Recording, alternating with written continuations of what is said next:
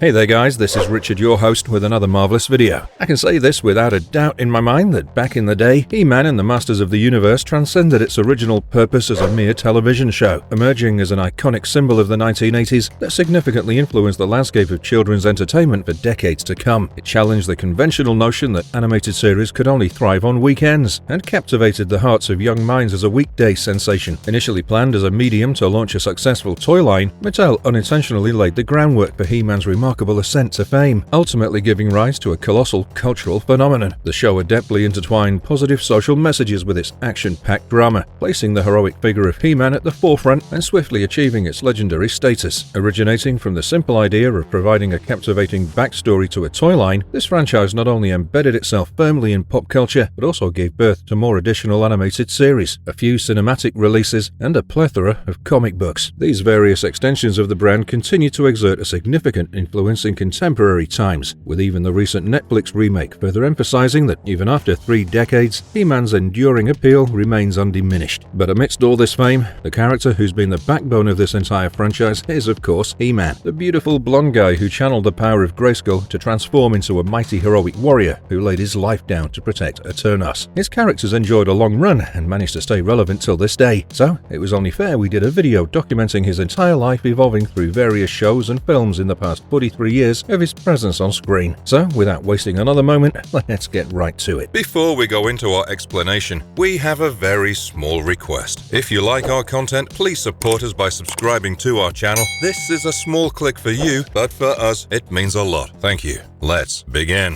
I have the power! What has been the basic outline of He-Man's character? He-Man has always stood as a central figure across all iterations of the Masters of the Universe franchise, and his significance became so profound in the franchise that the term He-Man was frequently used as an informal shorthand for the entire brand. As the protagonist of the franchise, He-Man is the heroic alter ego of Prince Adam of Eternia. Set in the magical and futuristic world of Eternia, the narrative has mostly revolved around the seemingly ordinary Prince Adam, who transforms into the mighty He-Man by wielding the Sword of Power. As the defender of Castle Grayskull, He-Man faces off against the villainous Skeletor and his forces, embodying themes of morality, courage, and teamwork. This juggernaut of a hero fought a plethora of eccentric villains trying to conquer Castle Grayskull and seize its power through the years, reinvigorating his character with each appearance. We can all agree that He-Man wasn't just a mere character, he was an emblem of the 80s, a cultural touchstone that redefined the concept of heroism back in the day.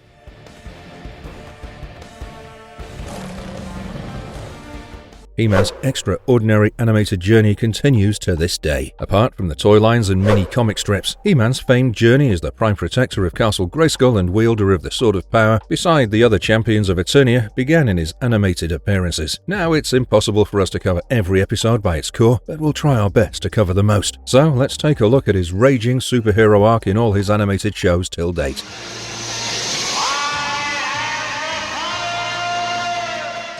He-Man and the Masters of the Universe, 1983. Most diligent fans are aware that after a lot of trial and error, Mattel found a collaborative partner in Filmation, who had previously produced a television commercial for Mattel in late 1982, showcasing the core characters in a face-off at Castle Grayskull. Lou Scheimer, the head of Filmation and a passionate admirer of Conan the Barbarian, embraced the concept of a barbaric-looking, technologically loinclothed superhero trying to protect a magical realm, and agreed to take on the project, only if Filmation had complete creative control. Scheimer wasn't only motivated by his fondness for the idea, but also by the opportunity to keep his animators employed on a show that required 65 episodes to fill a whole 13-week schedule. Instead of adhering to the traditional Saturday morning cartoon format, Masters of the Universe was slated for syndication, marking a departure from the usual Saturday cartoon norm. Now, Filmation's deeper emotional connection with the audience emerged from their investment in the mythology, with writer Michael Halperin crafting the essential story Bible in December 1982. This document laid the groundwork by establishing a consistent history of He-Man's world, cataloguing the characters and their powers, and providing a solid foundation for the franchise. Premiering in September 1983, He-Man and the Masters of the Universe ran for 2 seasons, with over 130 episodes until December 1984, becoming the longest-running Masters of the Universe show till date and setting a successful template that reshaped the landscape of media and other associated products. Within a year, The show was broadcast in over 30 countries and on more than 100 stations in the United States. The early Masters of the Universe mini-comics, bundled with the original figures, presented a mythology reminiscent of a sci-fi-infused Conan the Barbarian, featuring a more savage He-Man without the existence of Prince Adam and a blurred distinction between Teela and the Sorceress. However, a significant shift occurred after the premiere of He-Man and the Masters of the Universe in 1983, marking the first time when He-Man's name appeared in the title, differentiating it from the toy line's generic label Masters of the Universe. This series introduced some major key elements that have endured in the franchise till this day, such as Prince Adam's secret identity, Battle Cat's alter ego Cringer, the Sorceress as Teela's mother, and of course the comedic character of Orko. Even the iconic transformation sequence, where Adam becomes He-Man by taking his sword and going behind a rock to scream, "By the power of Grayskull, I have the power," was established in this cartoon show and frequently reused to save animation costs. Although the series technically ran for 2 seasons, it lacked a proper finale upon conclusion in 1985. A pivotal moment in He-Man's history unfolded in 1985 with the release of The Secret of the Sword, the first MOTU film that introduced He-Man's twin sister She-Ra, further expanding the established continuity. Despite criticisms of the classic series, including reused animation scenes and accusations of excessive violence and commercialism, its influence on pop culture in the hearts of MOTU fans is undeniable. The series, with its distinct character designs, memorable soundtrack, and even the after-episode PSA, played a crucial role in shaping American culture during the 1980s, leaving an enduring impact that continues to resonate today. Now, I know we sidetracked a bit, but I genuinely believe that incorporating these details are an important part of He-Man's journey, given that he's always been the front runner of the franchise. So, coming back to the premise of He-Man's character in the Filmation cartoon, here, Prince Adam is the son of King Randor and Queen Marlena. Now, Marlena was initially a NASA astronaut whose spaceship was stranded in the magical realm of Eternia, and that's how she met Randor, leading them to eventually fall in love. The royal couple gave birth to twins, Prince Adam and Princess Adora. However, later it was revealed that Adora was abducted by the evil Horde, led by Hordak, who's been a recurring He-Man villain. While the kingdom of Eternia was ruled by King Randor and Queen Marlena, it was actually the sorceress of Castle Grayskull who protected the magic source of Eternia and bestowed the power of transformation upon Prince Adam, using the Sword of Power to transform into the strongest man in the universe. Now, of course, the disparities between Prince Adam and He-Man are quite subtle, given that his stronger counterpart had a bigger body, slightly deeper voice, skimpier clothes, darker hair, and of course, a better tan job. Prince Adam's companion was a timid green tiger named Cringer, and during Adam's transformation into He-Man, he inadvertently discovered the ability to turn Cringer into a brave armored green tiger named Battle Cat, simply by pointing his sword at him. Initially frightened by the transformation, Cringer, as Battle Cat, became a loyal and fierce companion to He-Man, serving as both a steed and a powerful ally in battles. In certain versions of He-Man's story, he can use his sword to undergo different transformations based on the nature of his battles. Additionally, the sword can grant power and enhanced abilities to his friends, allies, and animals beyond Cringer, as depicted in adaptations like Revelation and the new CGI version of Masters of the Universe. Adam also maintained a close friendship with Teela, without being aware of the fact that she was the daughter of the Sorceress and had been adopted by Prince Adam's mentor, Duncan, aka Man-at-Arms. Growing up together, Adam and Teela's bond strengthened, and as the captain of the guard, Teela was entrusted with the responsibility of protecting him. Oblivious to Adam's dual identity as He-Man, just like King Randor, Teela too perceived him as lazy and cowardly, which was an intentional facade Adam maintained to safeguard his secret from others. It was actually Man-at-Arms who was He-Man's closest companion and the technological innovator for the Eternian royal family. Even if the sword fueled our hero to transform into the strongest man in the entire universe, it was actually Castle Grayskull that was the source of He-Man's powers. The magical source was protected by the Sorceress, who granted Adam his transformative abilities and communicated telepathically with him to alert him about impending danger. In an effort to shield his family, He-Man shared his double identity exclusively with trusted allies, including Orko, Man-at-Arms, Cringer, and the Sorceress. Even if Adam fought a plethora of weird yet dangerous enemies to protect the castle, the primary antagonist in He-Man's adventures was always Skeletor, the blue-skinned sorcerer with a yellow skull for a head, using his expertise in black magic and various combat forms, coupled with exceptional cunning and intelligence to battle. Skeletor wanted to seize Eternia's magic along with its throne for himself, and was accompanied by a group of henchmen who aided him in his nefarious schemes. It was actually the spin-off series She-Ra, Princess of Power, which revealed the existence of Adam's twin sister, Princess Adora, who was then a leader in the Great Rebellion against Hordak on the planet Etheria. Similar to Adam, Adora was also bestowed with the gift of the power of Grayskull and possessed her own sword, transforming her into She-Ra, the Princess of Power. He-Man made many notable appearances in the series, connecting the narratives of both characters together, but the limelight was mostly on his sister, given it was her show. On a fun side note, almost a decade after the cancellation of the Filmation cartoon series, Lou Scheimer pitched a sequel sequel series to Mattel in 1995, titled as Hero, Son of He-Man and the Masters of the Universe. In this envisioned sequel, He-Man had ascended to the role of King of Eternia, married Teela, and had a son named Dare. Now, Dare was supposed to inherit the Sword of Power from his father and utilize it to become the titular character, Hero, leading his comrades in battle against a resurfaced Skeletor. Although the show wasn't ultimately picked up, its premise was quite relatable among fans as official canon, significantly influencing the character bios in the subsequent Masters of the Universe Classics toy line.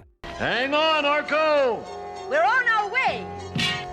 He-Man and She-Ra, A Christmas Special, 1985. He-Man and She-Ra, A Christmas Special is an animated holiday television special which originally aired exclusively on television in December 1985. This Christmas special seamlessly integrates into the continuity of both parent shows, maintaining consistency in its creation by the Filmation production team and cast. The narrative unfolds amidst the preparations for Adam and Adora's birthday at Eternia's royal palace. Meanwhile, Adam is working with Man-at-Arms to finalize the Sky Spy, a space shuttle designed for spying on Skeletor. However, a mischievous turn of events occurs when Orko playfully messes with the controls of the Sky Spy, unintentionally launching the ship into space with him aboard. As the ship launches, Skeletor, spotting the unfamiliar aircraft, impulsively pursues it in the Collector, and before he could take the Sky Spy down, He-Man and She-Ra intervene, unaware of Orko's presence in the Sky Spy, and disrupt Skeletor's pursuit by damaging the Collector. Meanwhile, Orko attempts to use a magic spell to guide the Sky Spy back to Eternia, which leads to an unexpected outcome as the shuttle vanishes from Eternia's atmosphere and crash lands on Earth. In this lucky landing, Orko encounters two children from Earth, named Miguel and Alicia, who had gotten lost while trying to get their family a Christmas tree. After Orko invites them inside a crashed Sky Spy, they enlighten him about the holiday season and the significance of Christmas. Back in Eternia, the group finds out about Orko missing when his magic spellbook is found near the launch pad of the Sky Spy. Assessing the situation, Man-at-Arms successfully retrieves the coordinates pinpointing the Sky Spy's location, and Queen Marlena identifies the coordinates as Earth. However, the transport beam, crucial for getting Orko back, lacked the necessary Carium water crystal, a resource unavailable on Eternia. In a strategic move, Adora proposes seeking the crystal on Etheria, clandestinely transforming into She-Ra before embarking on Swift Wind. After arriving on Etheria, She-Ra seeks Memista's help to obtain the coveted crystal, guarded fiercely by a creature known as the Beast Monster, and together overcoming the challenges, they secured the Carium water crystal. As She-Ra and Swift Wind prepare to leave, their exit was impeded by the unexpected arrival of colossal android adversaries named the Monstroids. In a twist of fate,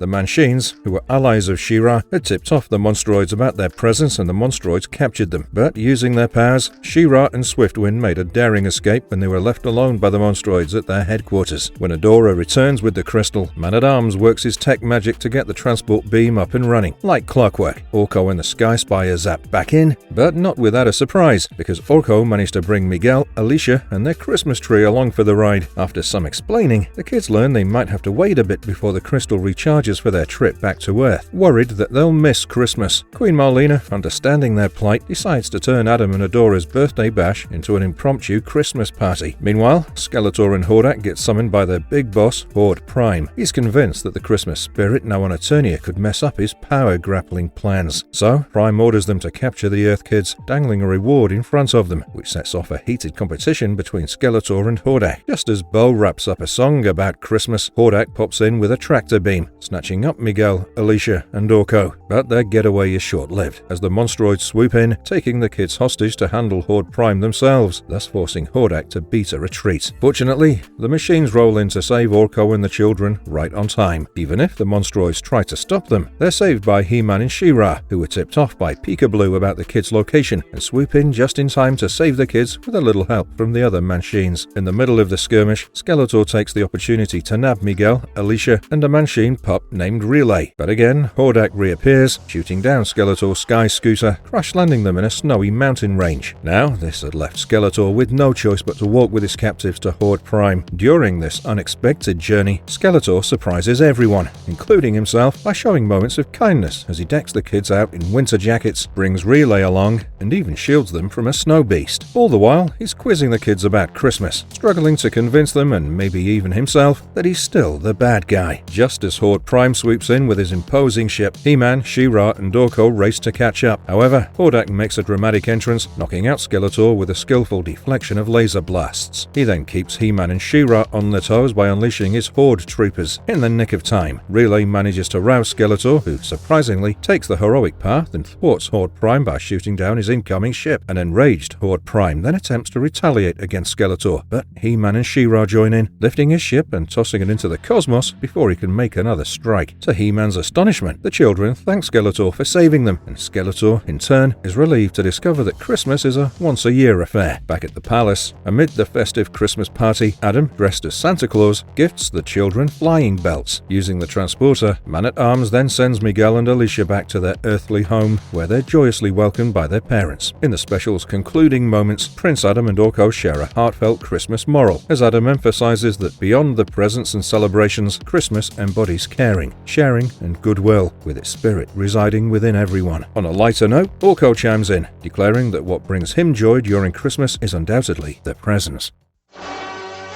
My name is Adam of Grayskull.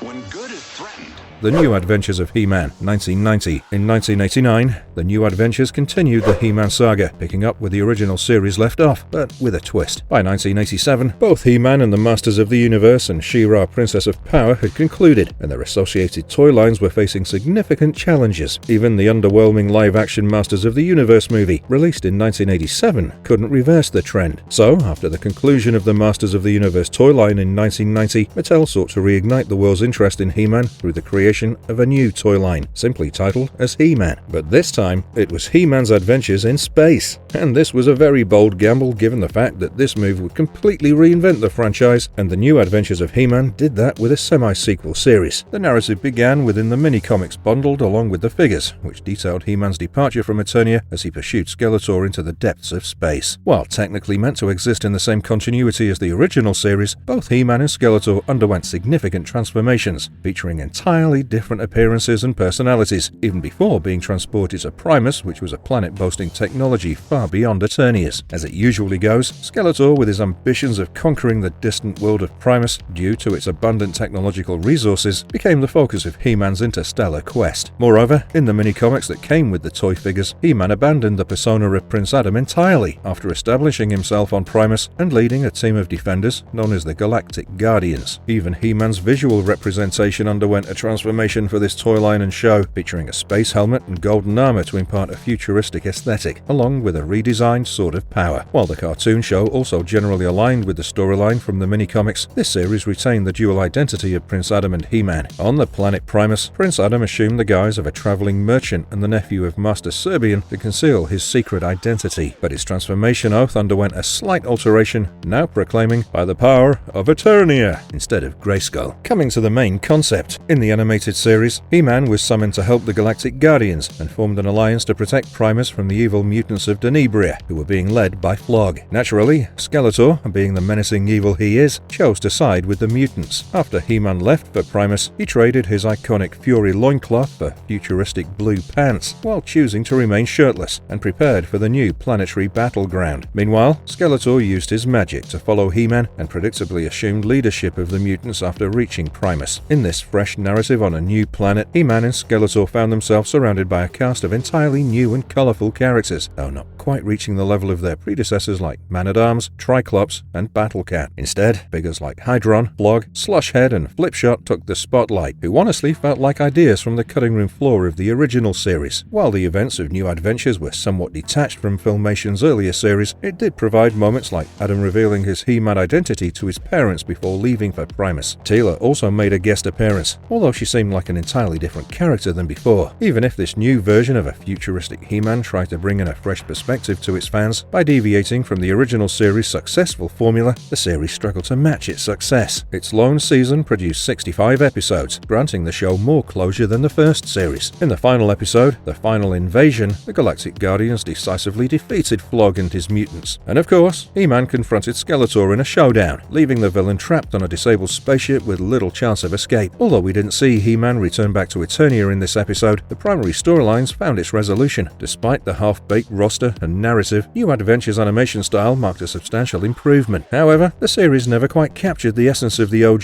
He-Man, feeling more like a distant sequel of some backwashed fan theory. While every MOTU series or comic maintained a balance of magic, fantasy, and a touch of science fiction, this series leaned strictly towards science fiction, with the added misstep of an unfortunate redesign of Skeletor's face, deemed unforgivable by fans.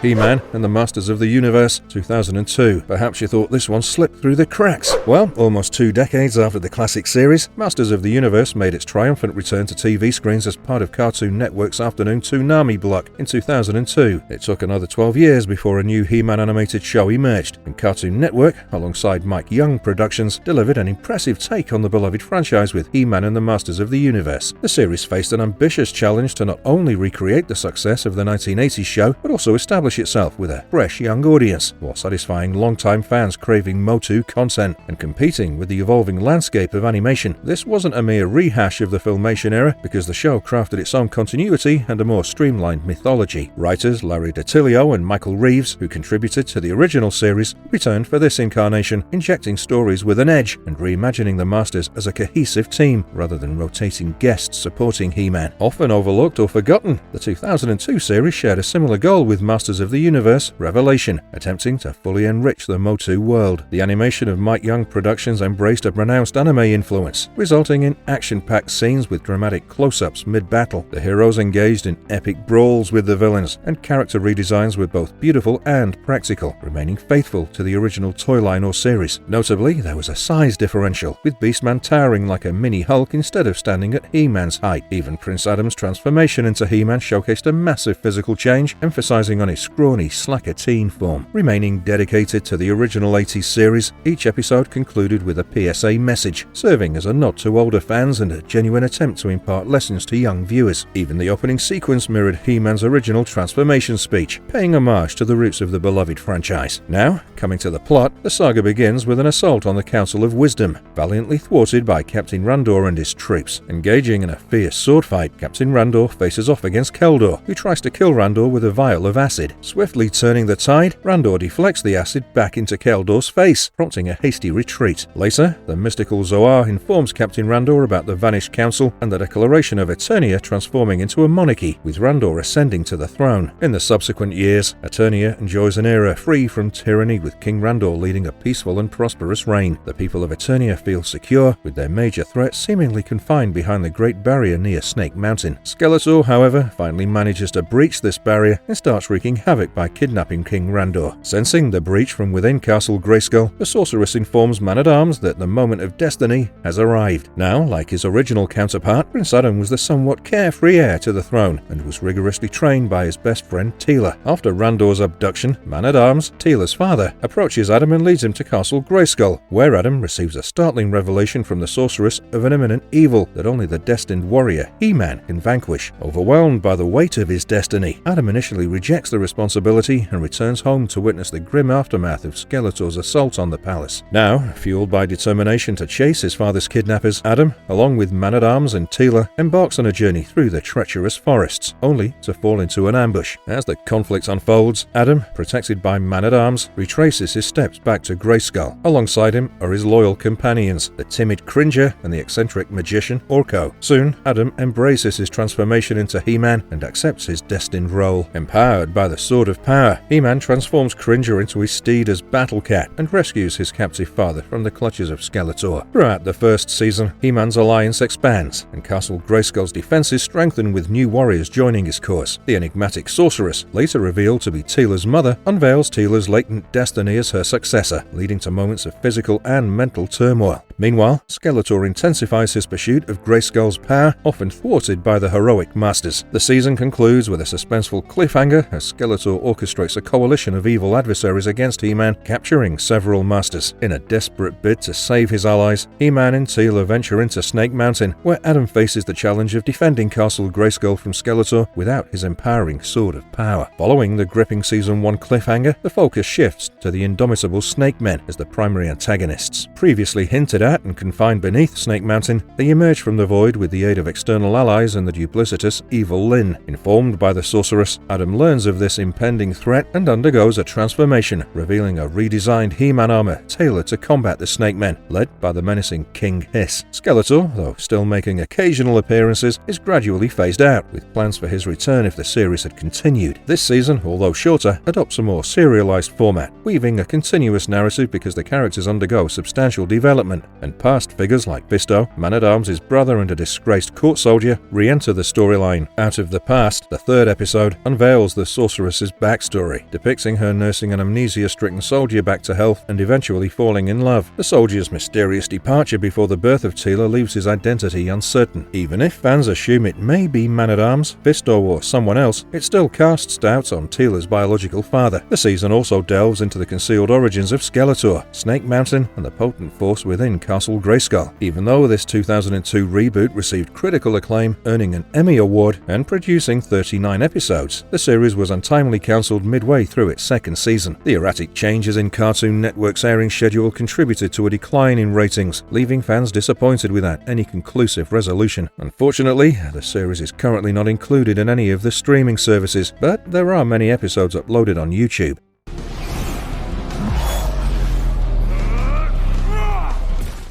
Masters of the Universe Revelation 2021. Following the success of She-Ra and the Princess of Power, fans eagerly anticipated Netflix exploration of the MOTU franchise. Kevin Smith's Masters of the Universe Revelation masterfully blends the He-Man nostalgia with a modern touch, capturing the essence of the original while introducing a gripping battle of good versus evil right from the first episode. Despite the initial familiarity, Revelation takes unexpected turns, delving into shocking moments and exploring mature themes such as grief, trust, sex, and death within its 10 episodes. While retaining elements from the first cartoon, it also incorporates aspects from the 2002 reboot, including Prince Adam's transformation from a kid to an adult hero. Controversially, the series stirred some fan backlash when He-Man met his demise in the initial episode, prompting Teela to assume the role of Eternia's hero. Despite Adam's resurrection in subsequent episodes, this move failed to entirely quell the discontent, especially considering he shared co-leading roles in subsequent episodes. Revelation follows Teela's assumption of the Man-at-Arms mantle, while Skeletor and Evil Lyn launch a full-scale invasion on Castle Grayskull. Their assault disrupts the ceremony, prompting He-Man, Man-at-Arms, and the entire realm of Eternia to respond. As Eternia's forces clash with Snake Mountain's army outside Grayskull, Teela engages in a fierce battle with Evil Lyn, and He-Man faces off against Skeletor within the castle's core.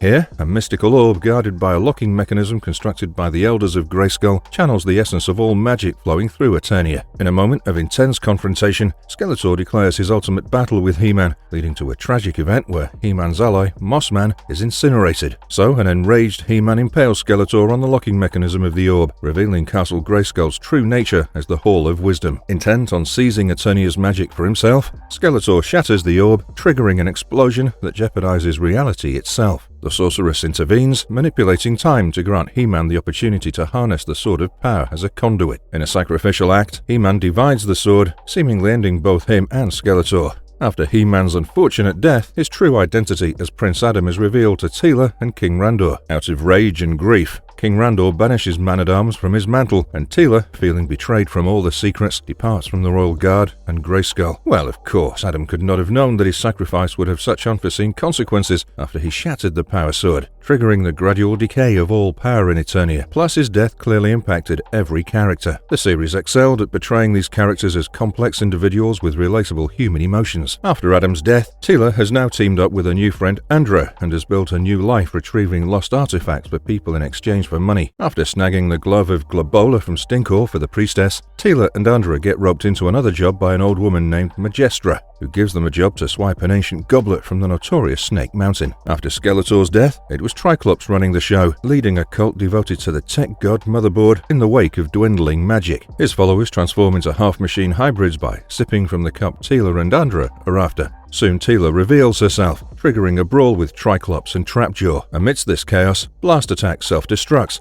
and the Motherboard fanatics chase Teela and Andra through Snake Mountain's caverns, but of course, the duo escapes unscathed. After they hand over the chalice to Majestra, she pays up, promising even more if they help her deliver the goblet to Castle Grayskull. Inside Grayskull, the sorceress clings to the last ember of true magic in Eternia, which is slowly draining as Grayskull is no longer protected and has now taken on its true form as the Hall of Wisdom. As Majestra approaches the sorceress, Teela unmasks her disguise as Evil Lyn, and the stolen goblet is then revealed as the top of Skeletor's Havoc Staff. When Teela tries to take Evil Lyn down, Cringer intervenes and then explains how they need Lynn to help them save Eternia. After evil Lynn uses the Havoc Staff remnants to bolster the sorceress's magic, she tasks Lynn to save the last ember of magic with her life and use Teela's help to find the two halves of the Sword of Power in Subternia and Preternia. As Teela, Andra, and evil Lynn machete their way through a thick vine jungle on the other side of the forest, desperate pilgrims queue up at the font of Filegro, one of the last magic fountains. Here, Duncan aids an old man when Triclops and the Motherboard Zealot show up, seeking to sacrifice the heretics. Naturally, Duncan defends the people. Meanwhile, Andra shows up to thwart Trapjaw's cannon, and Teela and evil Lynn join the fray, only to get entangled in the cyborg's electronic cords. Finally, Beastman, forever loyal to evil Lynn, intervenes by defeating Triclops and saving the day. Teela is shocked to see her adoptive father refusing to wield the Sword of Power due to a royal decree, and discloses that the enchanted water he collects is for his ailing friend Orko. Initially,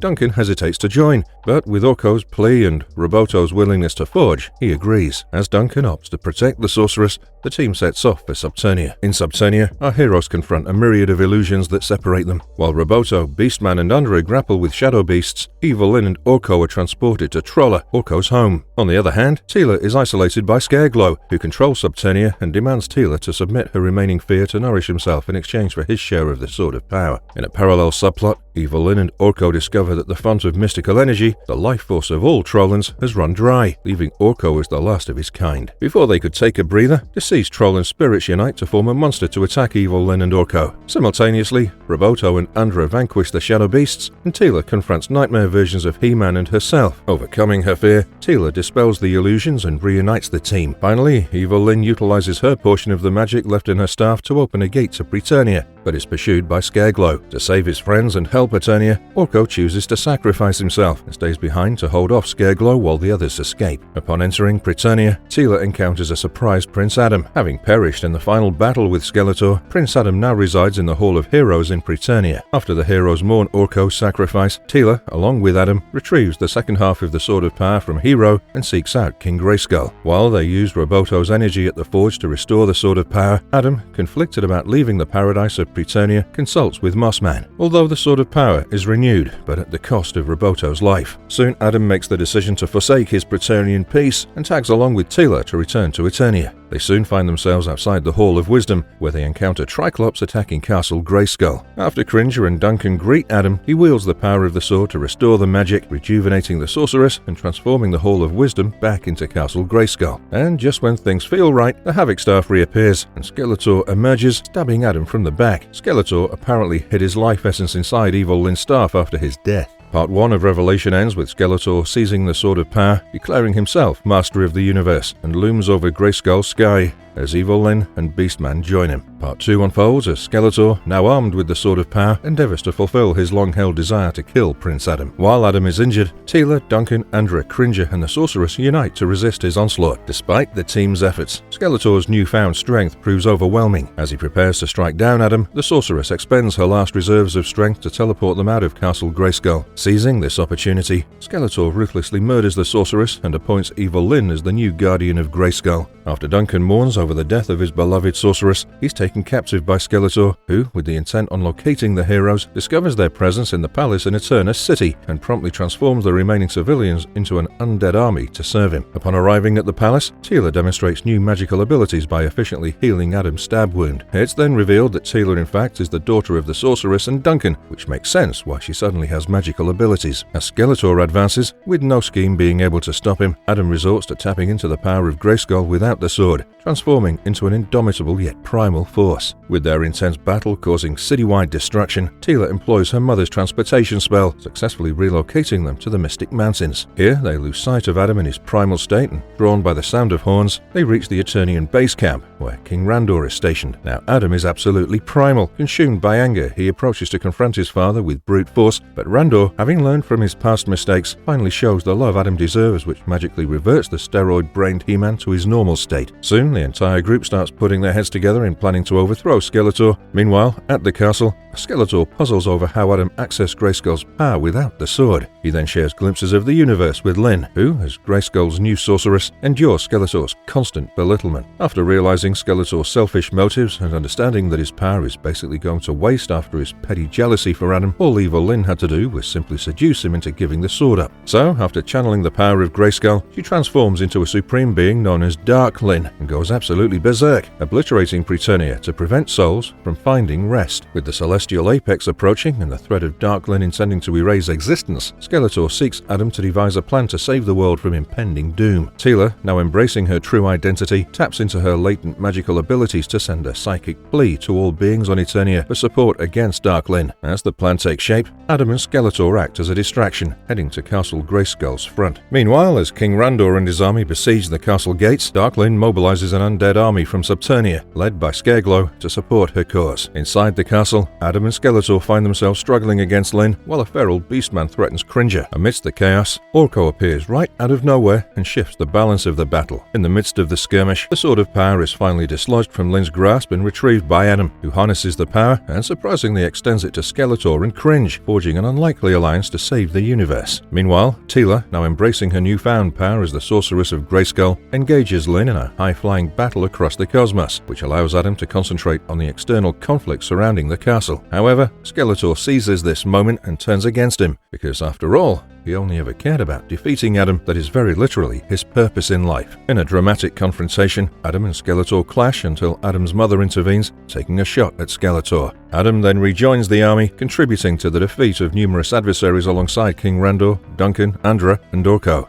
Meanwhile, in order to change her perspective, Teela shows Lyn that there's an abundance of reasons to live and appreciate existence, dissuading her from the catastrophic notion of bringing about the end of the universe. She finally managed to change Lyn's perspective, who can now see the error of her ways, reverting back to her old self. On the other hand, Adam triumphs over Skeletor, ultimately bringing the battle to a close. With the victory secured, the palace celebrates commemorating Andra's appointment as the new man-at-arms in recognition of her heroic actions. Outside, Adam and Teela share a significant moment, pledging to stand by each other and refrain from keeping secrets. But the show ends with a massive cliffhanger because at Snake Mountain, Skeletor reprimands Triclops, who attribute their actions to the influence of the motherboard. When Skeletor attempts to attack the idol, his spell rebounds, and the statue transforms into a winged figure that captures Skeletor with tubes and fills him with a mysterious liquid, concluding the season on a mysterious note. Your mother, as well as your father. Masters of the Universe Revolution 2024. As a continuation of Revelation, Masters of the Universe Revolution acts as an extended fan service for Kevin Smith to redeem himself for all the backlash he faced for the previous Netflix reboot. Right from the very beginning of the new season, Prince Adam leads Eternia's forces on a dangerous expedition into the depths of Subternia, but with a mission to reclaim the souls of their fallen champions ensnared by the evil Scareglow. After his triumph over Scareglow, King Randor suffers an organ failure and accepts his fate, requesting Adam and Teela to let him peacefully pass. Before taking his last breath, Randor imparts a crucial decision to Adam, the choice between wielding the scepter of a king or the sword of a champion. He believes that no one can bear the burden of both roles, leaving Adam to contemplate his true calling. Simultaneously, Teela learns that souls that wander around without being able to go to Preternia eventually fade. So, determined to bring solace to Randor's spirit, she embarks on a quest to resurrect Preternia. Soon she learns that the restoration of Preternia requires the convergence of the ancient magics of Ka, Zoar,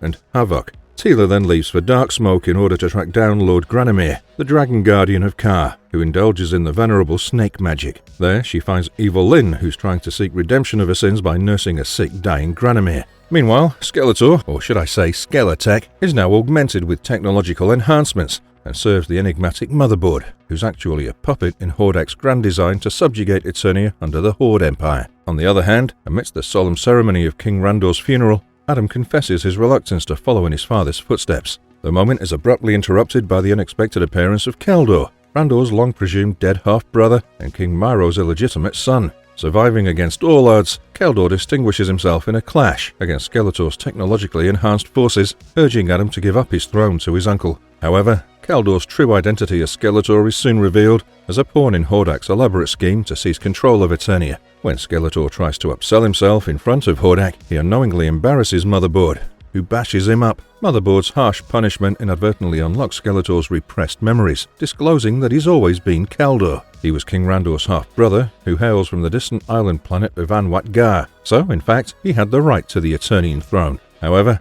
Anwat-Gar fell victim to Hordak's invasion, and that's how Hordak took Keldor in. Under his wing, Keldor was transformed into a warrior, and later Hordak equipped him with the Havoc Staff, so that's how he became the infamous Skeletor. When Hordak first instructed a newly transformed Skeletor to invade Eternos, he failed, so Hordak erased Skeletor's memory and confined him to the Snake Mountain. Meanwhile, Adam, recognizing the Sword of Power's potential to neutralize Motherboard's nanotechnology, entrusts Duncan and Orko with enhancing the Sword's capabilities through Gwildor the Locksmith in order to safeguard the citizens of Eternia. Simultaneously, in Granimir's lair, Teela teams up with Lyn to persuade Granimir to bestow the magic of Ka upon Teela for the revival of Britannia. While they were all away, Skeletor, disguised as Keldor, used his influence as the king to send Adam to Snake Mountain without an army or the Sword of Power to battle Hordak's horde. When Adam reaches Snake Mountain, he finds the Eternian crown, and that's how he realizes Keldor was, in fact, Skeletor. Now, with the army weakened, Eternia is under Skeletor's hold,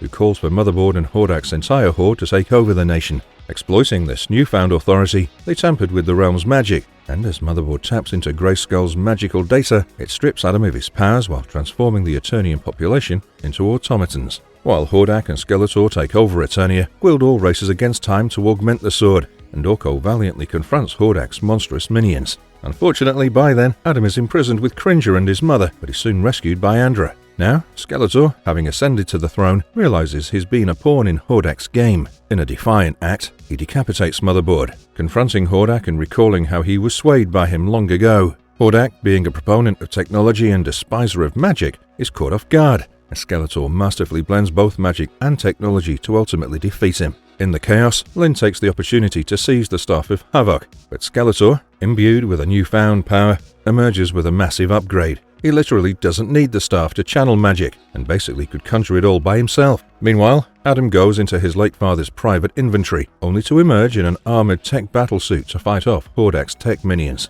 After Teela receives the staff from Lyn, she uses all the three staffs with the hope to unite the triad of ancient magics to create Britannia. But the overwhelming power proves too much for Teela to handle. But at the right moment, Gwildor makes a timely entrance, presenting the enhanced Sword of Power to Adam. As Teela's efforts begin to take a toll on her, Adam, without hesitation, makes the decision to enter the vortex created by her alongside his upgraded sword and invoking the power of Grayskull. He provides her with a much-needed boost, allowing her to channel the power of Grayskull through him. In a breathtaking transformation, he metamorphoses into an upgraded version of He-Man, while simultaneously, Teela is bestowed with incredible power of becoming the supreme sorceress. This transformative process alters both of them, prompting Adam and Teela to move beyond the lingering uncertainty of their relationship and seal their connection with a kiss, by acknowledging their long-suppressed feelings for one another. After this poignant moment, Adam encourages Teela to concentrate on revitalizing Britannia, while instructing Lyn and Orlax to protect her. On the other hand, Skeletor is busy turning the brainwashed public of Eternia into his own skeletal minions, amalgamated with his personal blend of magic and technology.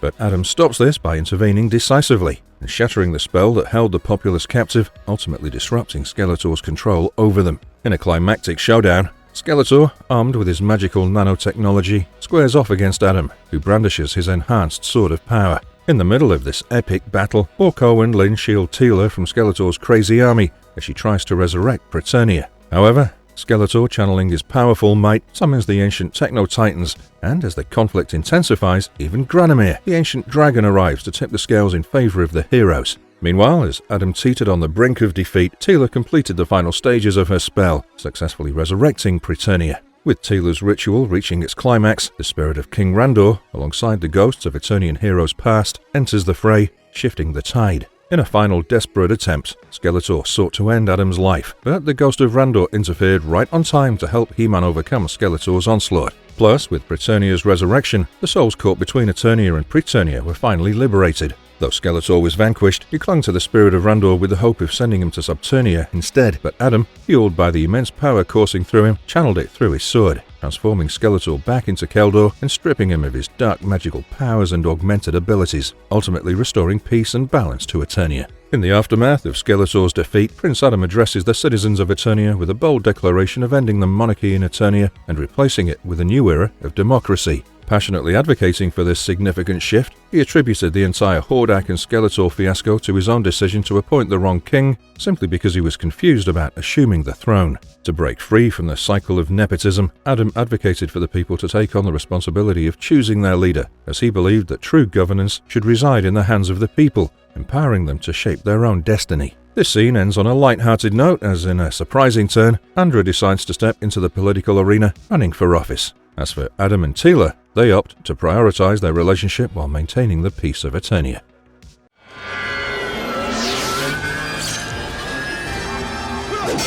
He-Man's cinematic adventures on the bigger screen. Now that we've covered He-Man's super rich history in television, it's time for us to take a look at his character's evolution in movies. But there is something you can do right now. What's that? Give your brother a big hug. He-Man and She-Ra, The Secret of the Sword, 1985 animated film. He-Man and She-Ra, The Secret of the Sword was released in 1985, while predating the launch of the She-Ra Princess of Power series. The film ingeniously compiles the initial 5 episodes with subtle modifications, and was a notable entry in the trend of theatrically released animated films emerging from TV shows and toy lines in the 1980s. This cinematic venture was a pioneering He-Man theatrical release, and marked the first time She-Ra and characters from the Masters of the Universe or the Princess of Power universe graced the big screen. Following its theatrical debut, The Secret of the Sword transitioned to an episodic television format 6 months later. During the premiere week of the She-Ra TV series, from September 9th to 13th, 1985, the film was presented as the narrative arc known as The Sword of She-Ra within the series. Now, coming to the plot. The sorceress is stirred by the discovery of a magical sword named the Sword of Protection. This enchanted weapon leads her to a luminous portal known as a Time Gate. Identifying the sword's significance, the sorceress calls upon Prince Adam and Cringer, urging them to go through the portal and locate the rightful owner of the sword. Upon arriving in the otherworldly dimension of Etheria, Adam and Cringer take a break at an inn, only to learn that Etheria is under the rule of a diabolical force known as the Horde. When trouble brews with Horde soldiers in the inn, Adam, with the help of an archer named Bo, stands up against them. Soon, Bo reveals that he, along with his friend Cowl, is part of the Great Rebellion. After the news of the fight reaches Hordak, the leader of the Horde, Bo and Cowl guide Adam and Cringer to the rebellion's base in the Whispering Woods. There, they meet other rebels, including Princess Glimmer, the Twiggets, and the comically inept witch, Madame Raz. Meanwhile, the Horde is threatening to enslave the villagers unless the rebels responsible for the inn brawl surrender. Further complicating matters, some of the Horde's fiercest villains, Catra, Mantenna, Leech, and Scorpia, are present, stacking the odds against the rebels. While Bo suggests surrendering, Adam and Glimmer persuade the group to fight back and save the villagers instead. As the Horde, led by Captain Adora, begins capturing villagers, the rebels, with the unexpected help of He-Man and Battle-Cat, launch a counterattack. He-Man, sensing something significant about Adora, confronts her, and the Sword of Protection reacts, indicating her as the chosen one. However, this distraction leads to He-Man being captured by the Horde. Meanwhile, Madame Raz, using her mystical abilities, senses that He-Man is held captive on Beast Island, so the rebels set out for a daring rescue mission. In the prison, Adora interrogates He-Man, expressing her belief in the Horde's righteousness. But He-Man challenges her perspective, urging her to witness the true conditions of Etheria. Soon, the rebels arrive at Beast Island, free He-Man and dismantle the prison. Simultaneously, while exploring Etheria, Adora witnesses the suffering inflicted by the Horde on its citizens. This realization prompts her to reconsider her allegiance. Meanwhile, Hordak and Shadow Weaver recognize He-Man's threat and devise a plan to erase Adora's newfound awareness. Shadow Weaver puts Adora into a mystical slumber, erasing her memories of the Horde atrocities and seizes the Sword of Protection. Later, Hordak unveils the Magna Beam, a transporter device powered by sheer willpower to banish the rebels permanently. Unfortunately, the captives lack sufficient willpower to jumpstart the device. He-Man infiltrates the Horde base to find Adora, but she mistakes him for a villain and captures him. Hordak then places He-Man in the Magna Beam's chamber to charge it overnight. Later that night, Adora has nightmares about He-Man's predicament and hears a voice calling her name. To her surprise, she discovers it was the sorceress communicating through the Sword of Protection. Surprisingly, the sorceress reveals that He-Man is Adora's twin brother, and after breaking Shadow Weaver's spell, Adora follows the sorceress's guidance. She raises the sword and utters the magical phrase, "For the honor of Grayskull," to transform into She-Ra, Princess of Power. Following this, She-Ra rescues and revives He-Man, and together they destroy the Magna Beam. They then make their escape on Adora's horse, Spirit, who transforms into a talking winged unicorn named Swiftwind in She-Ra's presence. Although She-Ra reveals her identity as his twin sister, He-Man is initially skeptical. However, when She-Ra explains the guidance from the woman in the sword, leading He-Man to use the Sword of Protection to contact the sorceress, who confirms and explains their relationship. They were born to King Randor and Queen Marlena during the Horde's invasion of Eternia, when Hordak, with Skeletor's assistance, kidnapped Adora through a time gate. Following this, the sorceress cast a memory-wiping spell, erasing Adora from Eternia's collective memory, leaving Adam unaware of his sister. Convinced by the sorceress's account, He-Man joyfully accepts She-Ra as his sister. As they return to the rebel camp, Adam and Adora share their true identities, and the rebels welcome Adora after learning about her involuntary service to the Horde. Discovering that Queen Angela is imprisoned on Talon Mountain, Adam and Adora, as He-Man and She-Ra, embark on a mission to rescue her. They confront and defeat Queen Angela's jailer, Hunger the Harpy, freeing Queen Angela and reuniting her with her people, including her daughter Glimmer. Adam takes Adora back to Eternia for a joyous reunion with their parents. However, when Hordak discovers Adora's association with the rebels, he pursues them through the Time Gate. On Eternia, Hordak encounters Skeletor, now the primary villain of the region, and engages in a magical duel. Skeletor, unpleased with Hordak's return, agrees to help him get rid of Adora. So, disguised as cooks and concealing Hordak inside a giant cake, Skeletor and his minions infiltrate the royal palace, kidnapping Adora again. While Man-at-Arms, Teela, and He-Man assure the worried king and queen of Adora's safety, Skeletor double-crosses Hordak and sends him back to Etheria, intending to ransom Adora himself. However, Adora outsmarts her captors, reclaims her sword, and defeats the villains as She-Ra. As the rescue party led by He-Man meets She-Ra, Skeletor cries over the unexpected appearance of a female He-Man, considering it is the worst day of his life. After this, Adora decides to return to Etheria to aid the rebellion with the support of her family. The sorceress sends Adora and Spirit back to Etheria, emphasizing that they can use the Sword of Protection to seek aid from Eternia when needed. Meanwhile, Adam and Cringer join Adora, offering assistance in getting the rebellion started. As He-Man and She-Ra, the twins play crucial roles in liberating Bright Moon. They learn more about She-Ra's powers, including her ability to communicate empathically with animals and heal Swiftwind when he's injured. The film ends as He-Man and Battlecat return to Eternia, while She-Ra and Swiftwind commit to staying until Etheria is entirely free.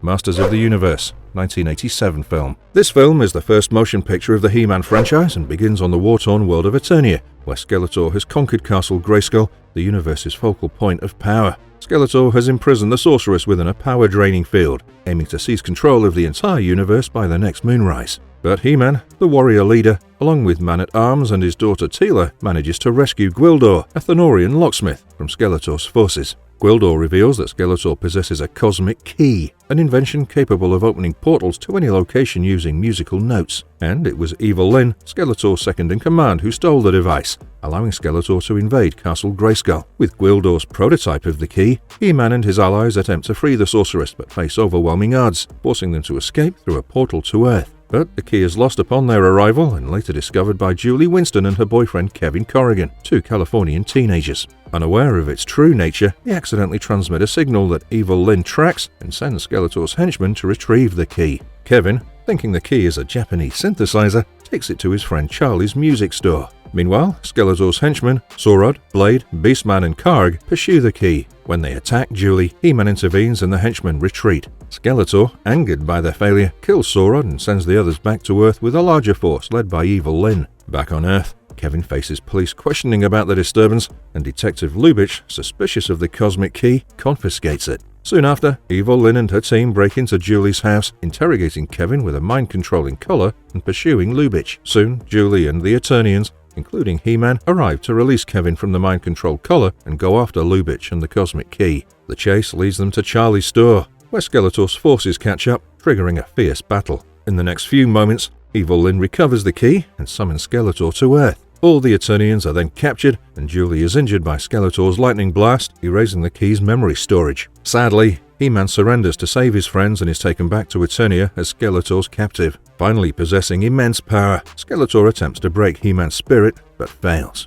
Meanwhile, on Earth, Gwildor repairs the cosmic key, and Kevin recreates the tones to open a gateway to Eternia. The group, including Detective Lubitsch, is transported to Castle Grayskull, initiating a battle against Skeletor's evil forces. Soon, Evil Lyn and other henchmen desert Skeletor after he absorbs the power of the universe. Finally, He-Man, wielding the Sword of Grayskull, engages Skeletor in a final battle, shattering Skeletor's staff and restoring him to his normal state. Despite He-Man's offer of mercy, Skeletor attempts to strike him with a concealed sword, and He-Man defends himself, knocking Skeletor into a pit. At the end, the sorceress heals Julie, and Gwildor opens a portal to send the Earthlings home. Detective Lubitsch, inspired by He-Man's heroism, decides to stay on Eternia. Back on Earth, Julie wakes up on the day of her parents' fatal plane crash, realizing the key has transported her back in time. She finally manages to prevent the tragedy and saves her parents. Later, while confirming the reality of their Eternian adventures, Kevin pulls out a small blue sphere souvenir from Eternia, showing He-Man in front of Castle Grayskull raising her sword.